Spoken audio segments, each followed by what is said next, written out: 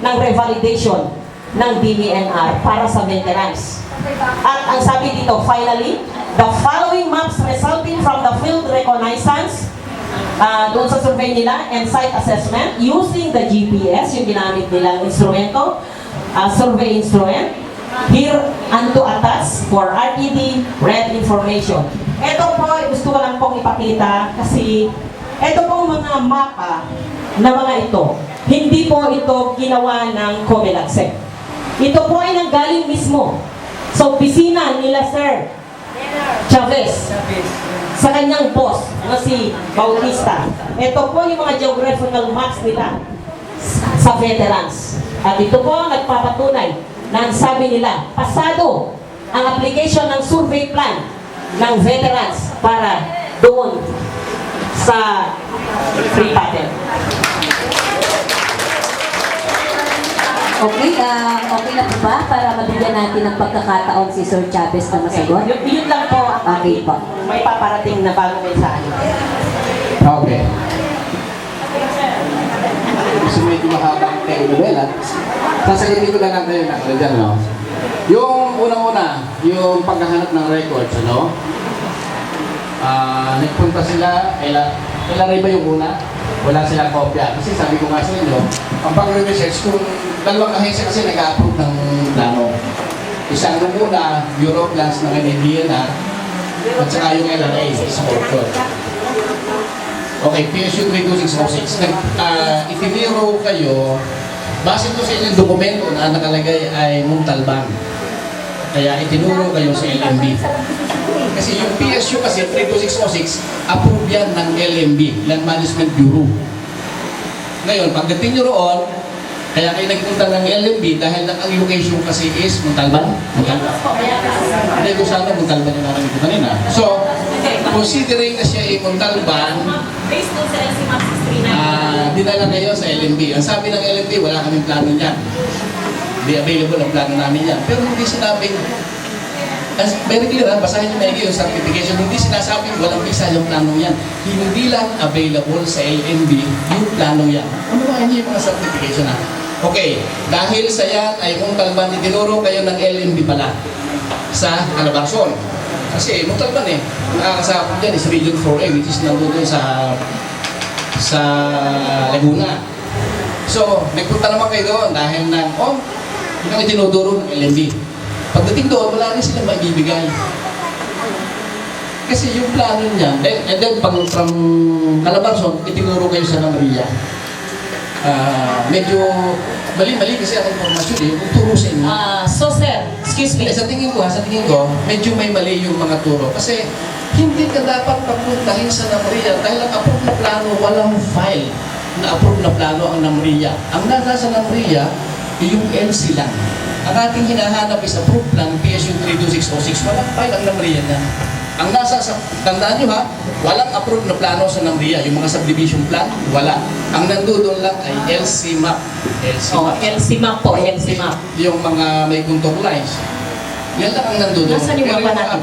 Pero hinahanap natin is the approved plan PSU 32606. Ngayon, nagkaroon po pa kayo ng pagkakataon naman tungkol sa NCR regarding that PSU 32606. Ito po sir, di ba ang sabi ng ito na lang ang tanong ko sa'yo. Sabi mo pala kanina, mali, puro mali. Kayo po yung nakakalam sa madaling salita kasi sabi mo mali sila di po ba? So sa ngayon, gusto kong marinig sa inyo, ano ba ang tama? Kasi sinabi mo mali sila, so it means you know better than they are. Alam mo na ha, Okay. alam mo na. Okay, sagutin ko yung tama. May mali. Pakisulat. May mali sa pagtuturo. Hindi, recorded naman yan Pakisulat lang kung saan May tayo mali doon pupunta. sa nagtuturo ng Okay, tao. nagme-minutes naman po tayo. Relax lang tayo, relax. Kaya medyo mahaba. Kasi, yun nga, tinuro sa LMB.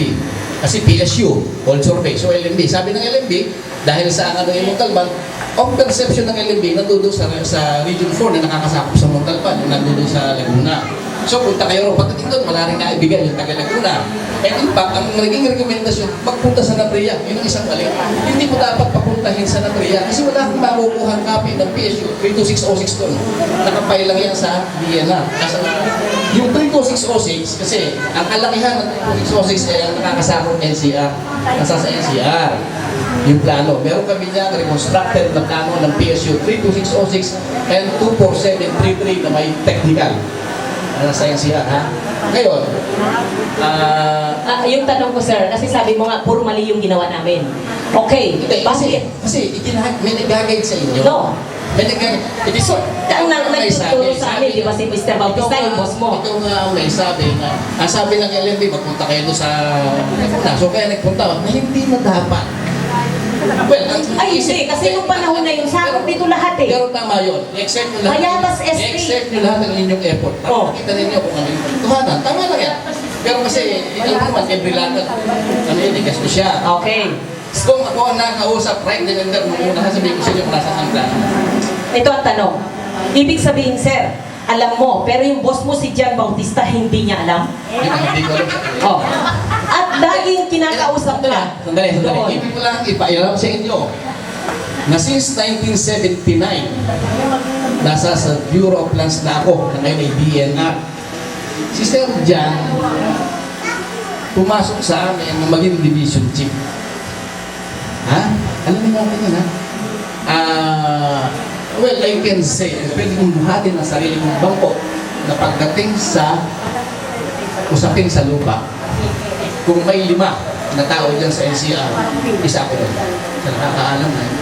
Ipagmamalaki ko yun sa inyo. Okay. Kasi from my experience since 1979, yung lahat ng all works doon, pag-iganga, pagdating sa lands, naanak ko lahat. Okay, sir. Congratulations. Malalim pala ang kalaman ko. Kasama ka lagi sa research, di po ba? Bakit? Hindi ako Hindi. Okay, hindi ka kasama.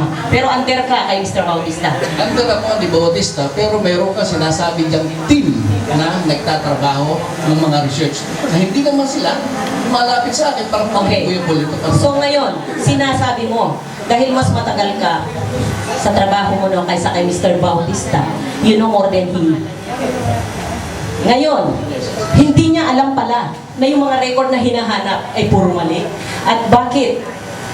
Kung hindi naman mali, hindi ko Oh. sinasabi Hindi. Kasi lumalayo lang. hindi sa lumalayo. Parang may mga ibang opisina pinupunta na hindi naman dapat. Hindi. Ah, Kasi sa tingin ko, sir, ganito, kayo na nasa gobyerno, bakit hindi nyo direktahin ito ang tamang pupuntahan? Kung nasa amin na Lead Management Bureau, ito yung kopya ng PSU 32606. Ma'am. Bakit hindi kayo? Excuse me.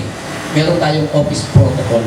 Pag ang dokumento ay hindi dumadaan sa akin, wala akong magagawa doon. Kasi sabi ko nga, under lang ako ni Sir Jack. So ngayon- Kung hindi nila idinaan sa akin, wala akong magiging recommendation. So ngayon, sir, maproproduce mo yung original plan ng PSU 32606. Ang aking masasabi sa Oh, inyo, we have sagutin mo, yes or no lang. Kasi sinabi mo, ikaw ang nakakaalam. Gumawa kayo ng, gumawa kayo ng sulat, address the Regional Executive Director, requesting for a copy of the PSU.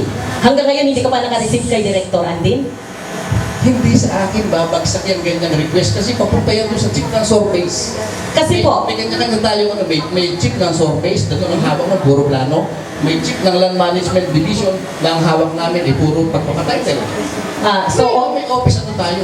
okay, may office procedure, may mga protocols Yes, yes. na sinasabi mo. Hindi pwedeng dumaan lahat sa akin. Okay, ito po sir, hindi pwedeng dadahan lahat sa iyo. Sa tingin mo po ba, sa tagal-tagal na ng transaksyon na alam mo na yan, 3 years na, bakit bilang isang servant ng gobyerno, public servant, pag sinabing public servant kayo, kasi ang sahod ninyo nanggagaling sa masa, nanggagaling sa mga tao. Dapat wala kayong pipiliin kung sino yung dapat nyong tulungan kung ano ang tama para sa bawat isa. So, sa 3 years na yan na laging sinasabi, bakit hindi kayo nagturo sa mga tao kung ano yung tama? Hindi Kasi ako sinasabi alam ko na meron kayong sinusulong si Kasi LP. yan ang sinasabi ko sa inyo. Hindi ako pwedeng makialam ng dokumento nang hindi dumadaan sa akin. Pag dumaan sa akin, pakinggan mo. Tahimik lang po tayo, Pero please. kung hindi dumaan, siguro, kayo naman malalaman nyo. Kung hindi dinaan sa iyo yung papeles, wala akong magagawa sa Okay. inyo. Although alam ko, hindi sila nag-aasa. Dapat, medyo titingnan nila yung may mga institutional member dito sa office. Okay. So siguro ang the best. Kasi Kasi naman sa pinawawalang visa ko, yung mga sinasabi nung mga tao namin. Kaya lang, para bang in order to shorten the problem, meron kang dapat na tanungin Kuya po, ano ba ating dapat gawin dito? Ito yung problema. Kasi kami ang medyo, sabi ko nga, medyo nauna kami. Nauna. Internal Kasi process. may ganda-ganda kasi tayong ano ng trabaho. Okay, kasi, excuse me lang. Sa amin Kasi po, cycling. meron lang akong isang iniwanang mensahe at kahilingan na marami ang nakikinig. Total nang gagaling naman po yung sinabi mo sa inyong bibig mismo na ikaw ang higit nakakaalam sa tama, sa totoo. Mas marami ako alam. Okay. Tawagan namin si Ma'am Andin. Siya magre-request through Ma'am Andin na i-produce ng inyong division ang plan, original plan ng PSU 32606. So, base division na magtutulong sa duty yung And, okay, kasi kayo po, sa inyo po nang galing ito. So siguro yung mensahe, paparating namin kay Ma'am Andin. may sulat, basta may sulat kayo requesting for a copy of Yes. that plan. Yes. Alam ni Director Andin, ipapasa yan sa RTD ng Lands kay Padriguela. Then from Director Padriguela, ipapasa yan kay Engineer Almira na siya in charge pagdating doon sa survey records. Survey records, ha? Sa amin kasi patent records ang hawak namin. Okay. So, yung letter nyo, dadaan niya sa proseso eh. Kaya Okay. kung natin niya kay Engineer, wag niyo akong paghanapan kung bakit wala akong maibibigay. Hindi ako ang tamang tao na magbigay ng plano yun. It is the chief ng Surveys Division. Okay, nakuha po namin, sir. Lamang, nanggagaling sa iyo yung tamang impormasyon. Kasi mali yung mga impormasyon na binibigay ni Jack Ibigay Bautista. ko lang yung tamang informasyon kung saan dapat puntahan. Kasi, imaginein mo yung 3 years, lolokohin nyo ang mga tao na pabalik-balik at hindi nyo isasabihin yung totoo. Na ito ang dapat yung kainin. Huwag nyo kainin yan kasi nakakakabag yan. Dapat gano'n. Excuse me, wala akong alam tungkol kasi yung sinasabing lokohan dahil na hindi ako naging empleyado ng gobyerno ng loko. Hindi ko naman po sinabi na manloloko kayo. Yung pamamaraan, 34 years na awa ng Diyos. yung pamamaraan po kasi na pagbibigay nyo ng serbisyo sa mga tao ay hindi satisfied ang mga tao. Mahirap na nga kami. Pinahihirapan nyo pa kami. Para paikot-ikot, dokumento, dito kayo sasalin, ito ang totoo, magbayad kayo dito. Pero yung genuinity ng dokumento, wala. At ang sinasabi mo kanina, hindi ko sinabi na mapa ng, ano yung sinabi mo sa akin, ng Rizal. Nagbigay lang base namin yung LC Map 639. Rizal po yun. Galing sa Namaria. At kung sinasabi nyo, hindi pala honored yung mga ping ng Namaria. Yun po ba ibig sabihin? Kasi nakalagay na doon, unclassified ang binabagsakan ng aming area. Liwanagin ko lang ha, ang lahat ng iba-ibang klase ng mapa, may iba-ibang ibig sabihin yan. Yung LC map, ang sinasabi doon, kung siya ba i-declare na as alienable and Yes, disposable. LC Map 639 po So, yun. ang nakalagay nga doon, sinasabi mo is unclassified by. Yes. Okay, nandoon na ako. Actually, nagkaroon na na-settle na yung issue yan. No other than Secretary Dawson pa. And isang sinasabi ko, yung ating nakakataon tayo doon sa PSU eh. Sa PSU, 32606 na hinahanap nyo, na hindi kayo dapat i-refer sa Namaria kasi walang may bibigay ang Namaria. Hindi po hinahanap namin, hindi po kami naghanap ng PSU sa Namaria. Correction din po. Hinahanap lang namin saan ba talaga babagsak ang kiniklaim namin na Quezon City. At nagbigay ang Namaria ng mapping na unclassified nga doon sa mapa. Simple pa ng istorya na. Ang nagturo sa inyo sa Namaria, ang nagturo sa inyo sa Namaria ay yung Region 4, kaya na Region 4 Calabarzon na magpunta kayo sa Namaria. Nung kayo nagpunta sa Region 4, ang hinahanap po natin ay yung PSU 32606 base sa rekomendasyon ng LNP. So nakatutok tayo doon sa PSU 32606. Ngayon, okay, at end of the day, sabi ko nga sa atin, idigditan natin at yung records para makita natin kung saan ba talaga. Hindi po So yung nakuha Calabarzon. nyo, yung LC map, okay lang yun. So maipaplot ngayon dyan, sa LC map na yan, yung lugar nyo. And from that, makikita na talaga doon ang sinasabi ng LC map is unclassified Yes. public forest. Pero yan, ay paliwanag ko na kanina umaga yung issue ng unclassified forest. May paliwanag ko na kanina, yung paano nagkatitle yung payatas, kailan nagkaroon ng LC niya. Pero sir, hindi ko lang kasi dala yung dokumento. Meron na rin po ibinigay si RTD Manila tungkol po sa desisyon na sinasabi niyang mga estate.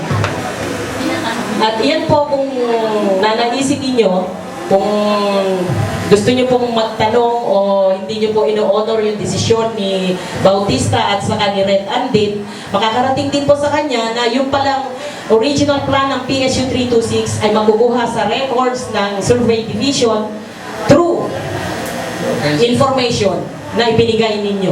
Kasi, And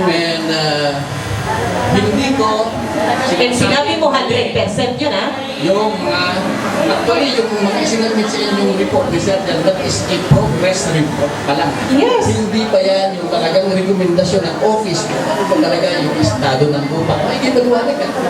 Hindi pa yan. Ang inyong matatanggap yung manggagaling mismo kay Red Andin. Kay Red Andin, ha? Hindi pa yan. That is just a progress report doon sa kanilang ginawang trabaho. Yes, at least sir, kahit na progress report man siya o ano man siya, malinaw sa amin na ang dami niyong pagkakamali sa office niyo. Kasi yung sinasabi niyo nga sir, na sinasabi niyo na yung PS, yung 32606, matagal na po namin nire-request yun eh. Pero ganun ang sinasabi ng ahensya niyo. So, saan po ba ang tamang ahensya na sinasabi mo na para makakuha kami ng mapa?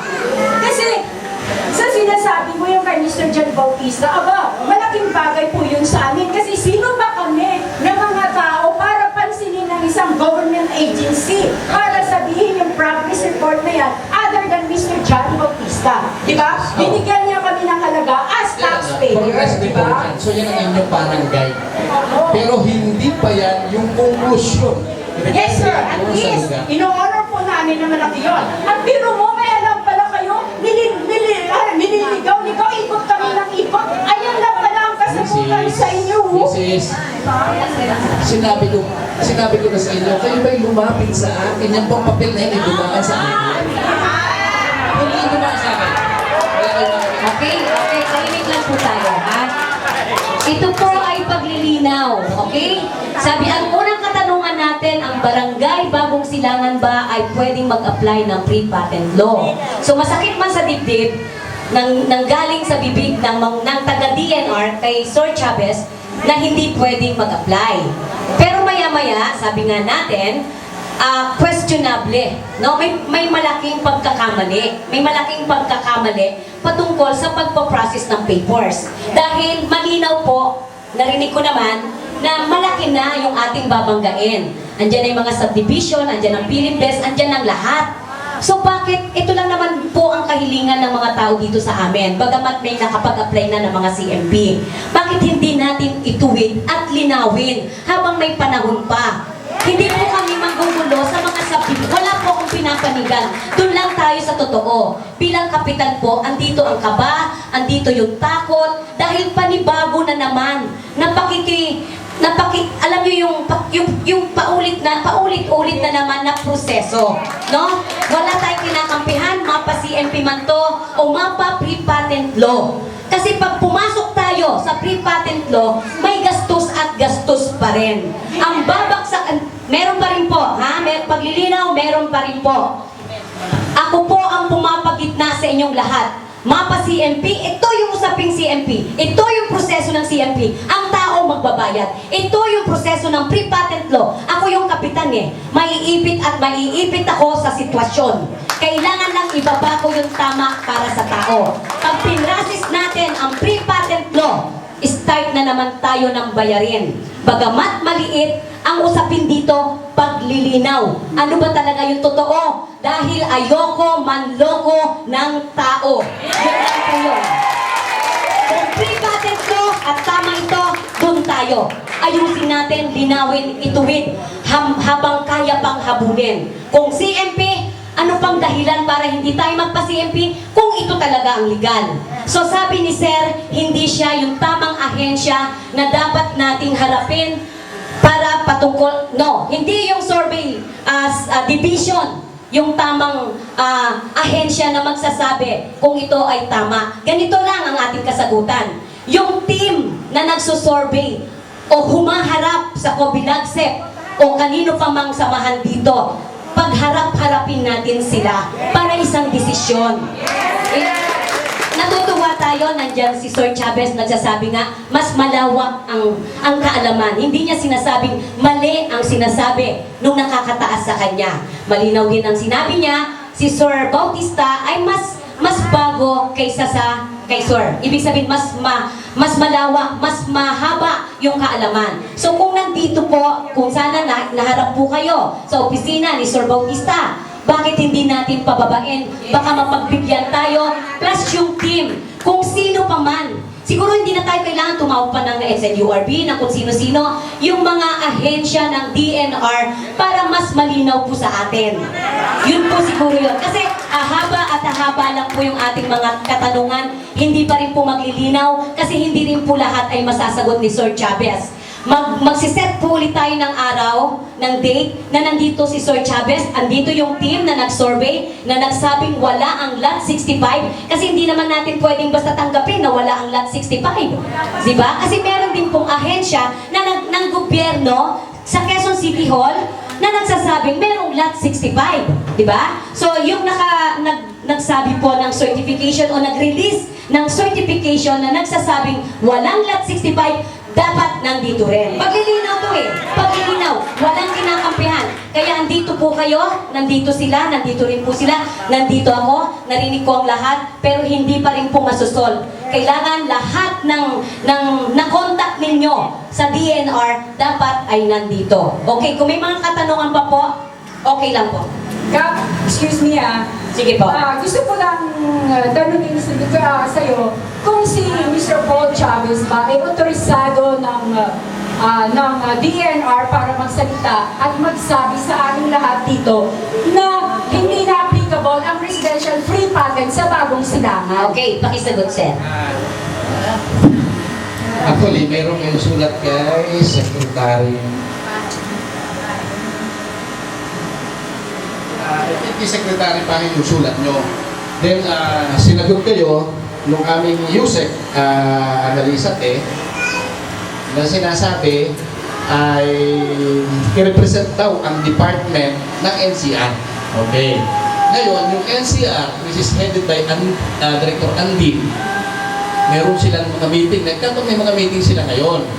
Even Director Padriguela, nung ako ngayon umalis, actually meron kaming meeting kanina 10 o'clock. Kaya lang sabi ni Director Padriguela, ikaw na muna magpunta. Kasi nung makita ko yung notice na yan, kanina umaga, dala-dala ng tao ni Red Andy, sabi ko, sino ka-attend dyan? Ang sinasabi nga, ay si Sergeant. Nung kausapin ko si Sergeant, meron pala siyang meeting sa department. Naman, si RTP may meeting sa office, si Ma'am sa labas. So ako ang pinatakbo ni RTP Padriguela. In fact, dala ko yung sulat na nagsasabi i-represent ang DNR. Pero wala pong problema ito. Kung if you want na i-verify, pwede po kayong tumawag sa 394-201. RTP Padriguela. 394-201. Okay. So may letter po siya, Ma'am Celine, na siya daw yung official na pinadala ng NCR. Hindi ko po kino-question yun kasi nga meron siyang letter from the office ng head sa kanya, no?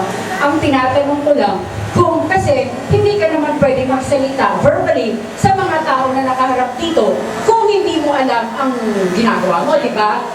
Pero sa level niyo po, authorized mo ba kayo magsabi sa amin lahat na hindi na-applicable dito sa amin ng residential free patent? Kasi po yun, batas dito yun, batas yun na dapat yun at hindi po, kami lang po sa amin lang kakayahan, nag-research kami para lang po dyan sa aming gusto. Kasi nga po, dala na kami, yun lang po yung akin. Okay, ma'am.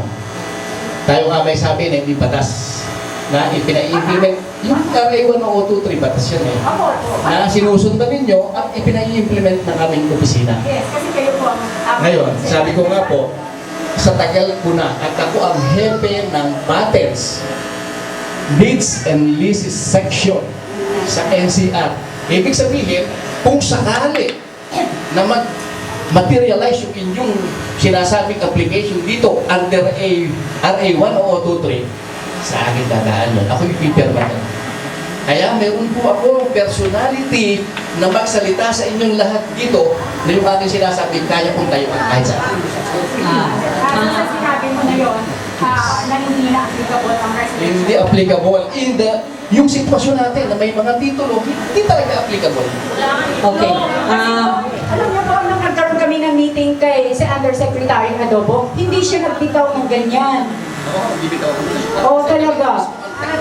Matagal na rin po siya siya, sabi niya, sa kay Mayor Belmonte pa siya eh. Tapos ikaw po, Cora mismo on the spot, sinabi niyo sa amin lahat na hindi na applicable sa amin ang residential. Okay, ikat ko lang Ganun konti. kabilis po ang inyong desisyon? Gulat dyan.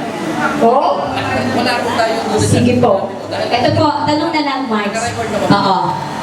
Kung questionable po ang mga titulo na nagsipasok sa Barangay Bagong Silangan, hindi na po ba pwedeng i-apply ng pre-patent law? Pag sinabi po natin kasi questionable, pero kayong beses kung bakit sinasabi niyo questionable, ang tangi po paraan dyan is sa korte. Kapag po ang lupa ay titulado na, hindi na pwedeng manghimasok itong aming ahensya. Kung ano man gusto niyo, walang visa, sa korte na po yan, hindi po sa amin. Okay po. Tanong na lang, walang masama sa tanong para alam po ha. Yes, yes, yes. Kung yung pinag-uutos ng ahensya ng DNR na ipakancel ang mga titulo at na ipakancel po to, pwede na po bang i-apply ng pre-patent law? Sandali lang po. The word is cancel. Apo, Pag sinabing cancellation. cancel, may panibagong titulong lumabas. Di po, sagot na lang po kung halimbawa po. Kung sisiguraduhin ko kayo, mabibigyan kayo ng pre-patent title kung mapapawalang visa. Hindi cancel. Pawalang visa niyo na titulo. Sige. Go Sige tayo. po. Ganito po. Pero kayo ang mag-file na sa court. Apo, ganito po. Kami naman, basta meron na kaming hawak na order na wala ng visa yung titulong yan, so reverted to public. Gusto tayo papasok. So malinaw, malinaw Sa po. ngayon, kaya ako'y malakas ang loob. Sinasabi ko sa inyo, sa ngayon, hindi tayo pwede mag-pre-patent. Ay, buhay pa yung mga titulong yan. Okay. Mawalang visa rin. Ayan, maraming salamat po, Sir Chavez. Kung mapapakancel natin ang mga titulo na pumasok dito sa Barangay Bagong Silangan, mag-i-apply natin yung pre-patent law. Ang Barangay Bagong Silangan po, pagtutulong-tulungan po yan. Una, sinabi niyo po, nagkamali ng proseso. Nagkamali, malinaw eh. Nagkamali, di ba? So, ibig sabihin, may tamang proseso. Yes. Baka sa panahon po natin may tama ito. Ha? Susubukan lang po natin to, sir. Pasok tayo sa baka pwede, pakinggan din natin ang tao. Kung wala po talaga tayong magagawa, saka tayo pupunta doon sa plan B natin. Okay? Sige po. Sir, sabi mo kasi kanina, ipapakansela ang mga titulo. Tanong ko muna sa'yo. Iba, yung aking inuulit. Okay, hindi. Cancellation, iba yung nullification. Sila mo, may ini-issue ka ng bago. Kaya kailangan sila mo. Ang null and void, yun yung wala. Pinawalang visa, yun tayo. Okay. Nullification ng tayo. May tanong lang ako sa'yo, sir. So, ibig sabihin, hindi ka naniniwala sa sinabi ng ahensya nyo na unclassified public forest pa rin ang Quezon City. Ang may sa, ang nakalagay kasi niya sa dokumento, ang doon yung nakuha yung record niya sa Nambia, which is ang Nambia is, ano rin ng DNR yan, under ng DNR. Atas agency sa amin. Pero kasi yung sinabi niyo ng Nambia, that is based on their records na siya ay unclassified. Pero ako, as a Burlander, I still, nakaano pa rin ako doon sa istorya ng lupa na siya may titulo. Okay. Sinabi nyo na may titulo. So, yung basehan nyo ay doon dahil sa pinanggalingan nyo ng mga 333 na pagamat alam na ng lahat na wala ng kwenta ang mga yun. Bakit hanggang ngayon ay pinupursigi mo na yun ay pupwede? At isa ko pang tanong sa'yo, bakit sabi mo kanina na ipapakansela ang mga titulo? Kasi sa pag-alam namin, pag isang lugar ay unclassified. Kami kasi hindi ko pwedeng sabihin na hindi totoo ang sinasabi ng Namaria kasi kung ang ginagawa ng Namaria ay kabalustagan, dapat tinanggal na ng ahensya ng gobyerno yan. Kung walang kwenta ang mga documentations nila. Oh. Ngayon, dahil sila ang pinanggalingan ng source din namin, ng mga ebidensya namin, paano hindi kami sa kanila maniniwala? At sabi mo, ipapakansela. Hindi po ba kayo na ahensya ng gobyerno na DNR ang may mas karapatan magpapakansela sa isang titulo kung ang area ay unclassified sapagkat gobyerno kayong DNR representative ng gobyerno para magpapakansela doon sa property ng gobyerno na inaangkin ng pribadong tao. Di po ba ganon? Uulitin yung sinabi ko, ha? Ano kaya ko natin yung sinasabi? Ang sinasabi ko, hindi kanselasyon ng titulo. Sabi ko na, hindi kanselasyon ng nullified. Walang visa mo, and then it's the time, once napakawalang visa mo yung titulo, marirevert ka sa public land, and that's the time, papasok yung DNR. Pero hanggat nandiyan yung mga titulo yan, hindi kami pwedeng manghimasok. Okay, sinasabi mo kami DNR, at kami may karapatan, yun nga sinasabi ko. Kapag ang lupa ay natituluhan at nakapangalan sa Republic, sagot namin yun. Pero kung nakapangalan sa pribadong tao, wala kami jurisdiction. In the records na nga, sir, na wala nga pribadong tao dahil unclassified yung area. Paano may pribadong may-ari? May lumalabas nga. May mga titulo nga tayong lumalabas eh. Although, at sinasabi Pero ang sabi, unregistered na lahat sila. Di po ba pag hindi nakarehistro? Sabi, yun ang sabi. So, ibig sabihin, walang kwenta yung mga certification na binibigay din ng gobyerno? Yung hindi nakarehistro yung mga title. Sige. Ito kasi meron tayong mga dokumento na mga presidents na ng kaso bagamat nasa ano pa lang ito sa court of papel, pero pwede naman sa atin din gamitin ng bagya lang para magkaroon ka ng ideya. No? Mayroong isang kaso na dito sa area 3 na kung saan nag-desisyon ng court of papel na pinatunayan mismo ng court of papel na ang lupa ng Sitio Veterans ay unclassified forest land. Oh. Ngayon, ang nakalagay sa secret paragraph, it is cannot be owned by any private person on air. Ang sabi pa doon sa third paragraph, ito sinasabi na it is outside the commerce ban. Kung ibig sabihin, kung ayaw mo rin bagitin na parang sabi mo, parang doubt ka pa rin, pero yung desisyon ng korte, pwede natin paniwalaan yan kasi korte na yun. Ang ibig sabihin, bago siya nag-desisyon, may proper research siya doon para may ilathalan niya yung gano'n sa publiko ang desisyon. Salamat. Asan yung papel na yon? Oo, nasan yung hawak Kung nila meron yun? bang ganong desisyon, yung Court of Appeals na pinawawan ng saysay, yung, sabihin natin yung OCT, or even the derivatives, ano ang ginawa ng aksyon ng ahensya ng gobyerno, ng Department of Justice? Considering na meron sinasabing desisyon gano'n na pinawalang saysay ng Court of Appeals yung titulo ng OCT 333, meron na ba tayo ilawabas na nagsasabing i-declare na siya as public land? Hanggat wala po yan, hanggat wala po kami nakukuhang dokumento na ang korte mismo nagsasabi na siya ay declared as public land, hindi kami pwedeng manghimasok dito sa lugar ng may titulo. That is one thing sure. Okay. Nasaan yung hawak niya? Wala kayong copy dyan? Sige po. Pero alam nyo, sa totoo lang, gusto ko kayong sagutin at sagutin, pero hihina ko. Sige po. Pagbigyan muna natin si Sir, pag-guide naman para papunta sa CR. Apo, punta din na. Ayan.